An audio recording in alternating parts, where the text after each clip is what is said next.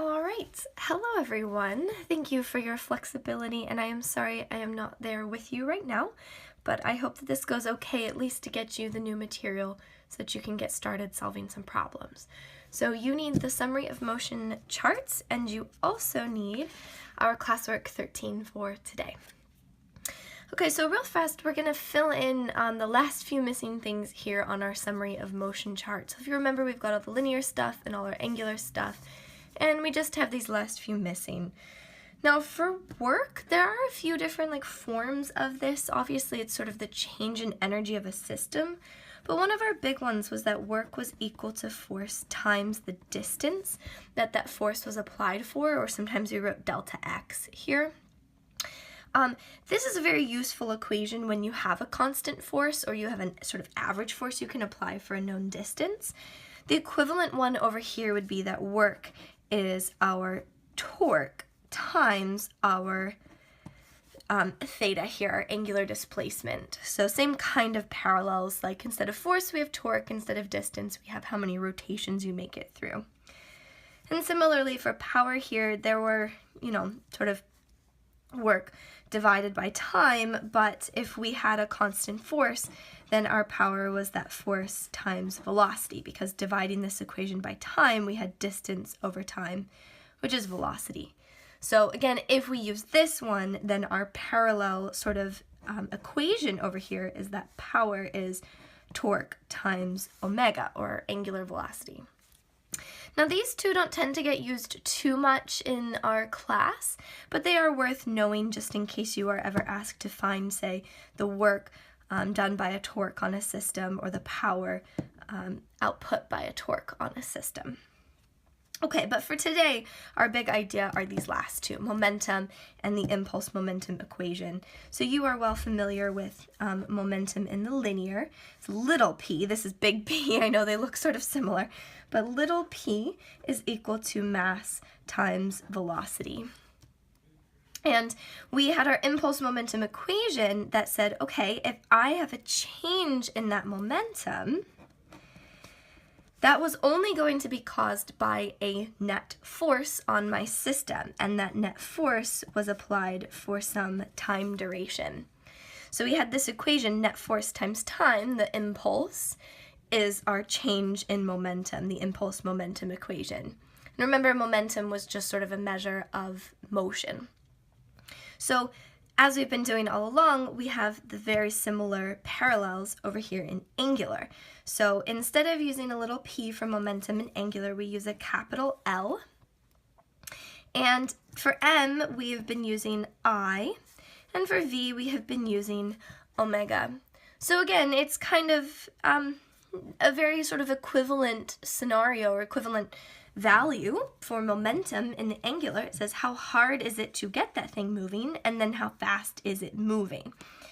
And just like we had our impulse momentum in the linear, we have an impulse momentum in the angular, and the only way you are going to get a change in angular momentum is not by applying a net force, but by applying a net torque. So we have a net torque applied over some time, and that gives us our change in angular momentum. Okay, and there's no connection piece over here because the connection pieces were largely up here that then, added our little connection here. And I just noticed that I'm missing this connection piece, so I will add that right now. Okay, so your chart should actually be full. And I'll go ahead and just slide it down, so if you're missing anything, you can add it at this point. But that is our chart, so you can set that aside. And let's pull up our classwork 13 now. Okay, so let's dive a little bit deeper into this rotational impulse momentum equation. So just a reminder, our equation was that our equation was that a net torque applied for some time is going to give us a change in the angular momentum. And essentially, in words, what that's saying is that you must apply a torque or a net torque for some time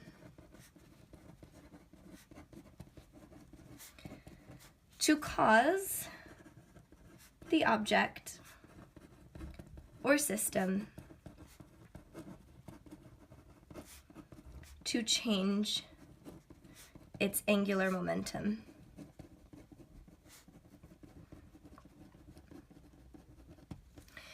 And remember that we just talked about how angular momentum here is the I times omega. And oftentimes that I is a fixed quantity for our object. So usually this is I times delta omega, that this torque applied for some time is going to change the angular velocity. So it's changing the momentum by changing the velocity, that we have some alpha. So a reminder for you, when is momentum conserved? This being linear momentum. Linear momentum was conserved whenever the net force applied is 0. So no net force is applied.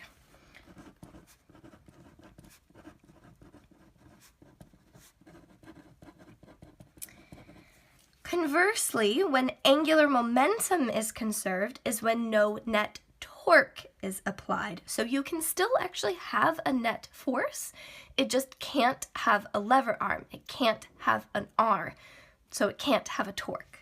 So angular momentum is conserved when no net torque is applied.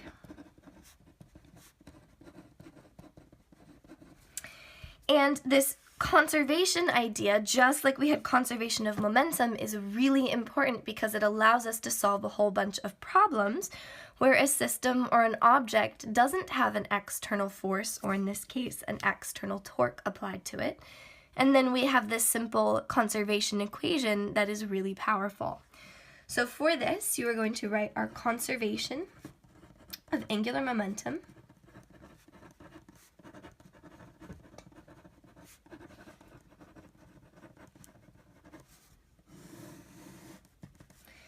And this says that the total angular momentum of a rotating object or system remains constant if the net torque acting on it is 0.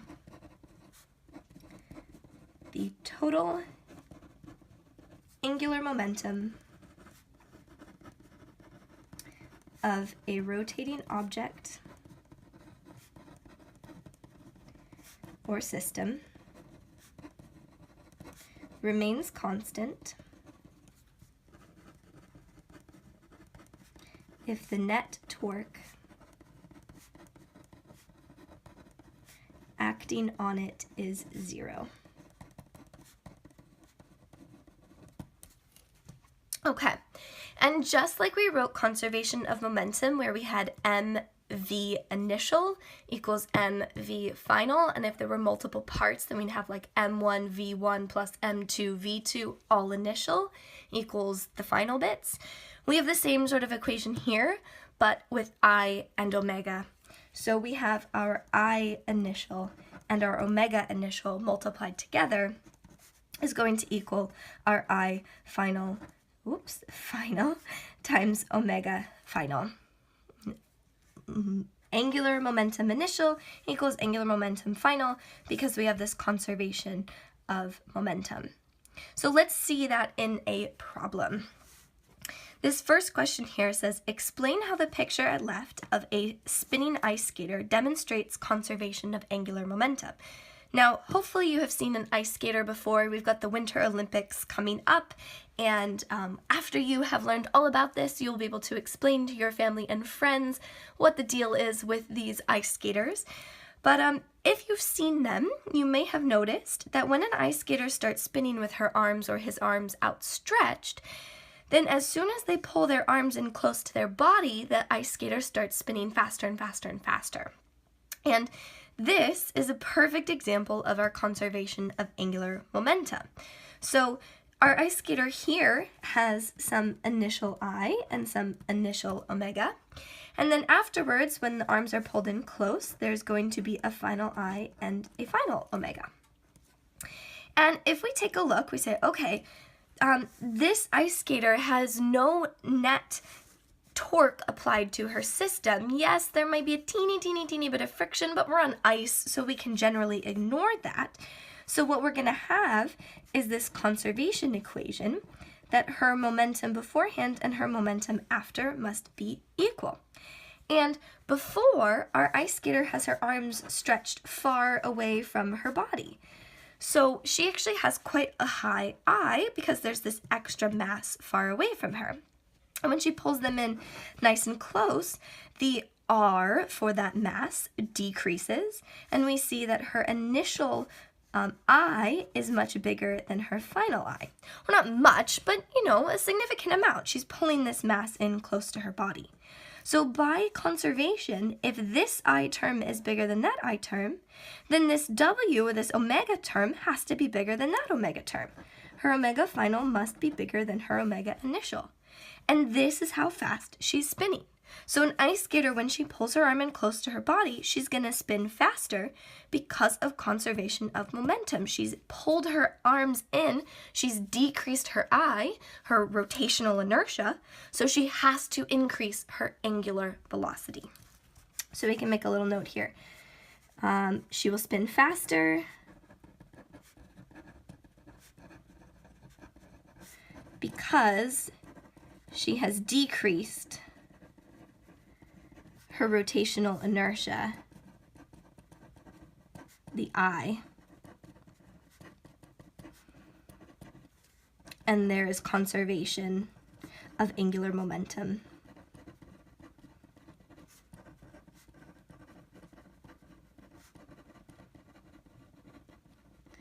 Because that net torque is 0 or very stinking close to it. Okay, so let's take a look at another example of this. So remember we said momentum is conserved when no net force is applied, but angular momentum is conserved when no net torque is applied. So this question's kind of getting at that. It says, explain how our person at left, they're on a diving board and they jump off and they start spinning through the air and then diving into the water. Explain how that person can have a non-zero net force and yet still have conservation of angular momentum. So give that a thought. And maybe even pause this video if you want to think about it some more.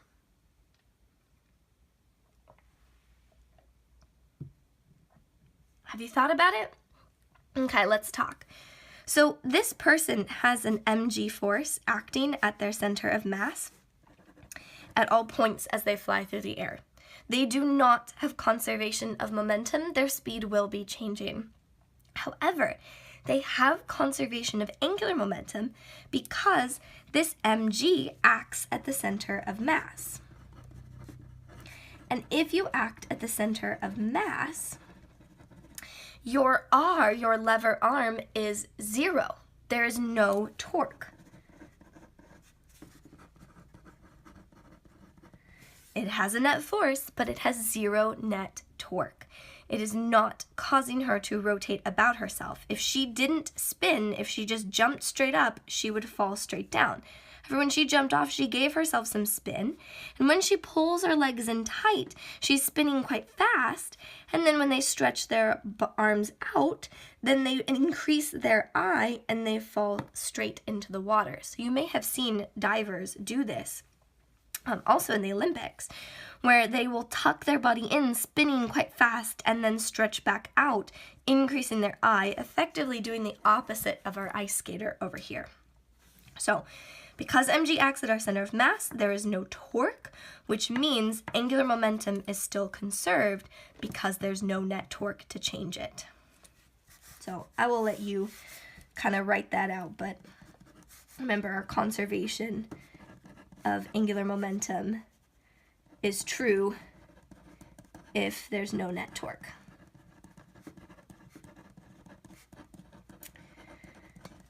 Okay, so hopefully you're starting to get the pattern here of this idea of stretching out and pulling in and how that affects your movement. But let's do one more example. So we have this spinning ballerina, and I have a video for you on this. I would have loved for you to watch it today, but unfortunately YouTube is blocked by our school while you're at it. So I will just have to show you on Monday if, God willing, I'm able to come back on Monday, which is my plan. So let's talk about our ballerina. If you have seen a ballerina, which I hope you have, you may have seen them do these very fancy pirouettes where their arms and their legs are outstretched, and then they pull their leg in, they stretch their arms straight up to the sky, and they spin much faster. And like I said, I will have a video for you on Monday where we'll talk about this, but this one is very, very similar to our ice skater.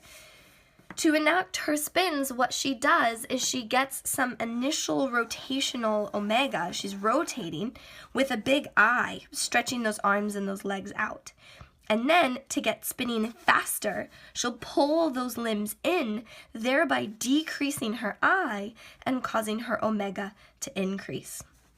So this question, your answer here is going to look very, very, very similar to this. And I will let you write that out right now. Hit pause and write it out.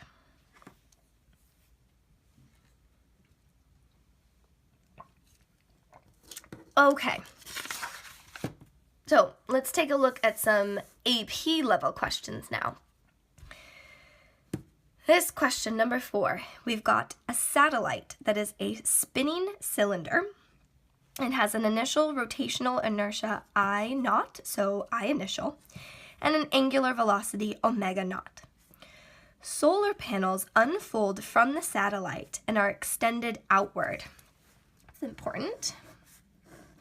The satellite then has rotational inertia IF, for probably I final, which is equal to some A factor times I naught, and an angular velocity omega F, which is equal to some B factor times omega naught. And says A and B are constants. Which of the following is true about the constants A and B? And we've got this whole relationship. Okay, are they both equal to 1? Is one bigger and one less than? Are they, bigger and equal, and so on? I would like you to hit pause. Think about how this question relates to our ballerina, our ice skater, and our person flying through the air. And then once you have paused this video, you go think about it, you come up with an answer, then you come back and I will explain it.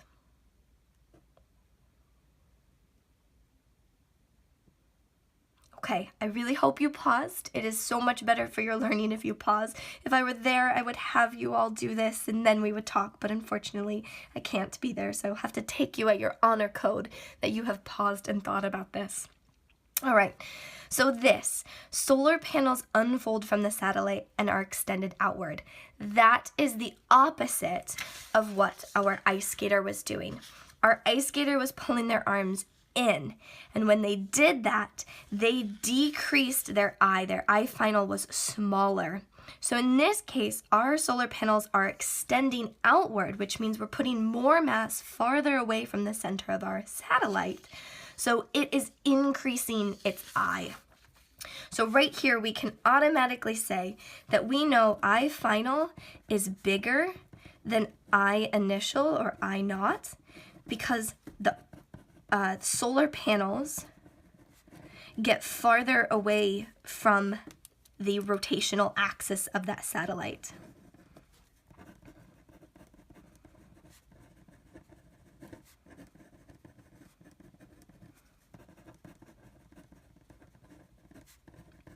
So that automatically means that our A factor here has to be bigger than 1. So we can come over here and say, okay, it's not going to be A or D.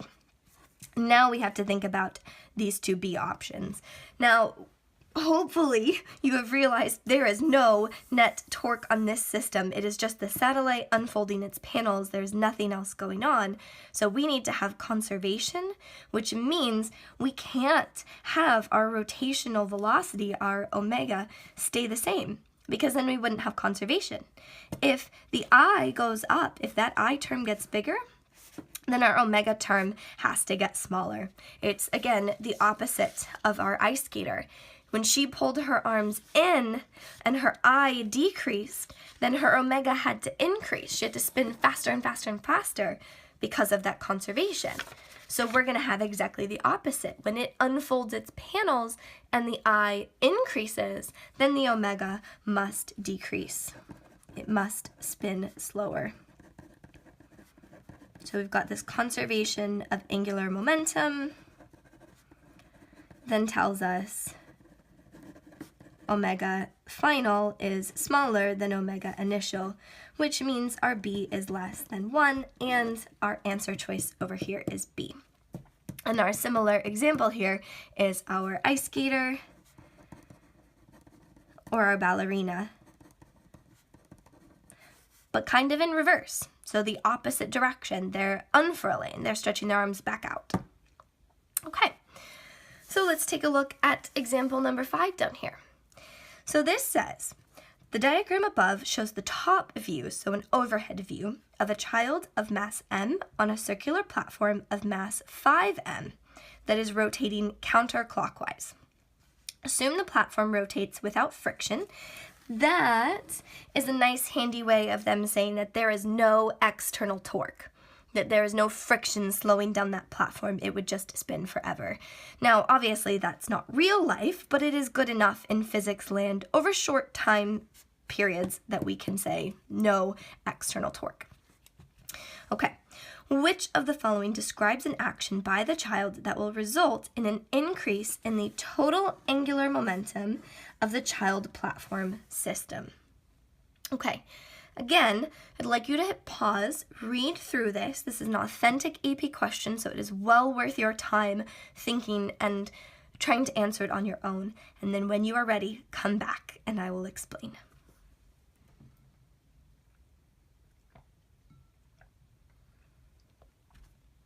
Okay, so hopefully you paused. So the trick here is that it is asking, what can the child do to increase the angular momentum of the system? Well, the child's in the system. And if you're in the system, you can't be external. And the only way to change angular momentum is to have an external torque. So our child here, who is part of the system, has nothing they can do to change the angular momentum of that system while they're part of it. So actually over here, our options here, child moves toward the center, child moves away, child moves, that's not going to change it. That's going to keep the system the same, just shifting whether the platform moves faster or the child moves faster. But on the total, the angular momentum will be the same. So there's actually nothing our child can do to change the angular momentum of that system. So over here, something to the effect of, to change the momentum of a system, you need an external torque. And because the child is part of the system, they are not external.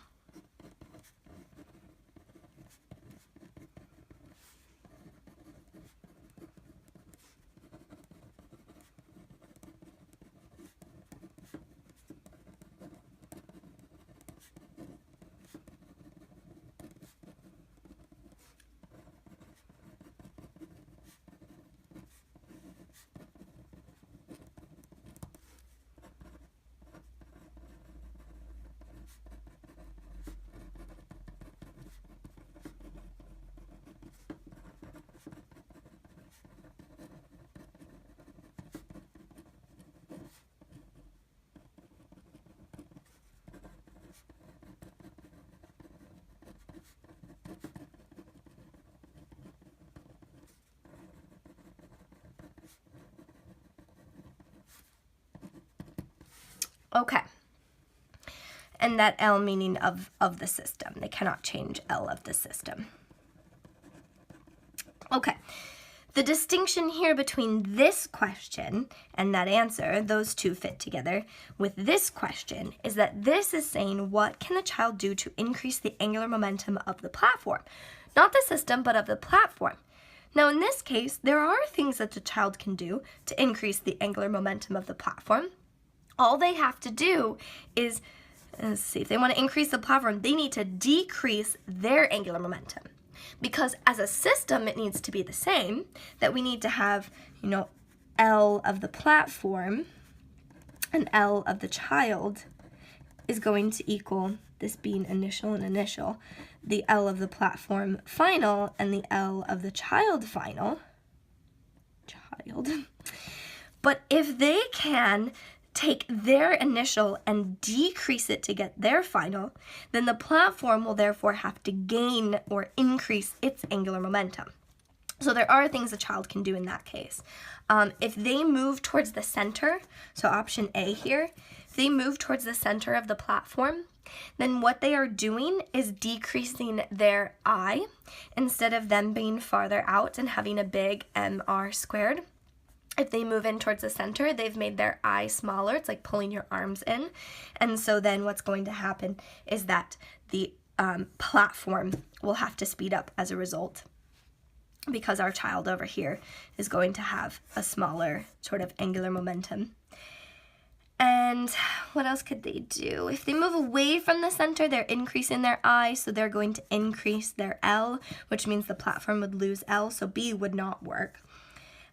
C, if they move along a circle concentric with the platform opposite the direction of the platform's rotation, what's going to happen is, okay, so if it's rotating this way, then our child will run this way to kind of run opposite the direction. Have you ever seen anyone like run along a merry-go-round in the opposite direction? The merry-go-round actually spins faster in the direction it was going as the child runs the other way. What they're effectively doing is they're keeping their I the same, but they're decreasing their omega, because the omega of the system is going counterclockwise. And so if they run clockwise, then they're running against the motion of the platform, and they are making their omega smaller, which then means the platform gets a bigger omega to conserve momentum, or angular momentum. So either one of those things would work for them to increase that of the platform. But there's nothing they can do to change the system because they're part of the system. Okay. That is a lot. I'm going to hit pause on this video because it is getting exceptionally long, and there will be a second video for the next problem. Thank you very much for your attention.